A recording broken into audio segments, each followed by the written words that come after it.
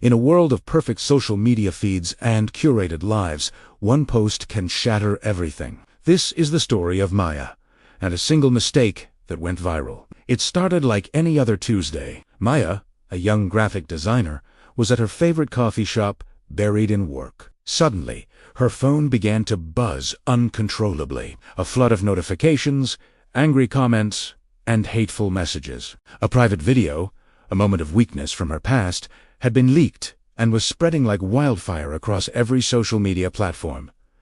The digital crowd was relentless. Anonymous accounts, and even people she knew, became judge, jury, and executioner. "Look at her," one comment read. "She has no shame." Another said, "She deserves everything she gets." Each word was a stone, hurled through the screen, striking her with brutal force. Humiliation washed over her. She felt exposed, her reputation in tatters, her career hanging by a thread. She packed her laptop, her hands trembling, and fled the coffee shop, the stares of strangers burning her back. 4 days, Maya locked herself in her apartment, the curtains drawn, the digital storm raging outside. The world she knew had turned against her. Friends ghosted her. Clients canceled contracts. The weight of judgment was crushing, and despair began to set in. She scrolled through the venom, the self-righteous pronouncements from people who had never met her, who knew nothing of her life, her heart, or her regrets. They saw a single, flawed moment and defined her entire existence by it. She felt utterly alone, trapped in a modern-day public square, with nowhere to hide. The shame was a physical ache, a constant tightness in her chest. She replayed the mistake in her mind 1,000 times. Yes, she had been wrong. She had made a poor choice, one she deeply regretted. But did that one mistake negate every good thing she had ever done? Did it make her unworthy of a second chance, of any kindness or understanding? The faceless mob seemed to think so. One evening, at her lowest point, a message notification popped up. She flinched, expecting another wave of hate. But this one was different. It was from an old art professor, Mr. Harrison. He was a quiet, thoughtful man, someone she had always admired for his wisdom and compassion. The message was simple. "Maya, I saw what's happening. I'm thinking of you. Can we meet for coffee?" Hesitantly, she agreed. They met the next day at a quiet park, far from the prying eyes of the city. Mr. Harrison didn't bring up the video. He didn't ask for details or offer platitudes. He just sat with her. And for the first time in days, Maya felt a glimmer of peace. He listened as she poured out her heart, the shame, the fear, the anger, the overwhelming sense of being condemned. When she finally fell silent, her voice hoarsed from crying. He looked at her with kind eyes. "Maya," he began gently, "I'm not here to judge you. The world has done enough of that. I remember a student who was kind, who helped others, who created beautiful art that brought joy to people. That is the person I know." He then shared a story, not about social media, but about a woman long ago, brought before a crowd just like the one Maya faced. A crowd armed with stones, ready to condemn her for a mistake she had made. They brought her to a wise teacher, demanding he join in the judgment. Mr. Harrison's voice was calm and steady. "The teacher didn't join the chorus of accusations," he said. "He didn't pick up a stone. Instead, he knelt and began to write in the dust." He looked at the angry mob, all these people so sure of their own righteousness, and he said something powerful. "Let him who is without sin among you be the first to throw a stone at her."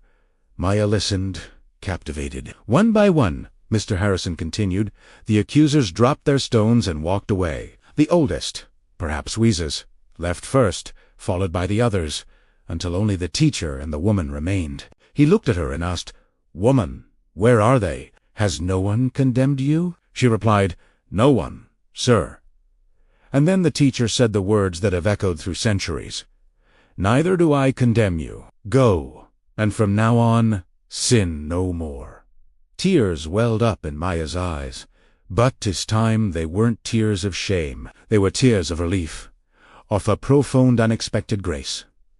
Mr. Harrison looked at her, his gaze full of warmth. "Maya, we all have things we've written in the dust. We all have moments we wish we could take back. The people throwing stones online, they have their own secrets, their own regrets. They just haven't had them broadcast to the world. He paused, letting the words sink in. That teacher offered grace, not condemnation.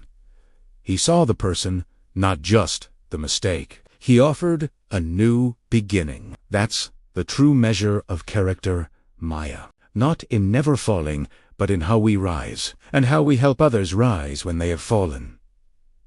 His words were a lifeline. They didn't erase what had happened, but the digital mob, the faceless accusers, they weren't the final authority on her life.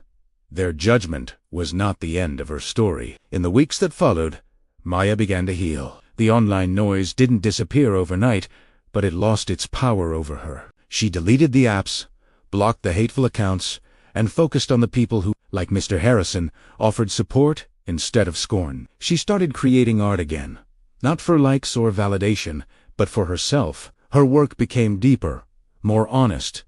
Infused with the pain and resilience she had discovered, she also made a choice. She decided not to let her mistake define her. She accepted her past, forgave herself, and committed to moving forward with integrity and purpose. She began volunteering at a youth center, helping teenagers navigate the pressures of social media, teaching them about digital citizenship and, more importantly, about compassion. Maya's story didn't end with her public shaming.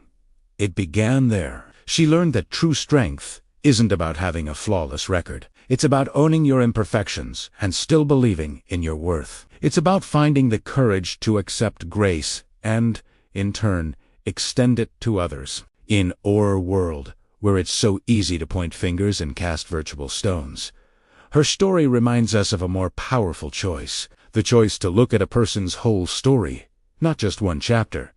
The choice to offer a hand up instead of a stone. The choice to remember that we are all flawed, all in need of a little grace. The choice to say, neither do I condemn you. Go and start anew. This story, inspired by one of the most powerful moments in the scriptures, teaches us that the greatest response to human failure is not condemnation, but compassion. It's a lesson as relevant today as it was 2,000 years ago. Thank you for watching. If this story moved you, please consider subscribing to Holy Script Stories. We're dedicated to bringing these timeless lessons to life in a modern world. Hit the bell icon so you don't miss our next video, and share your thoughts in the comments below. We'd love to hear how this story resonated with you. Until next time, be kind to one another.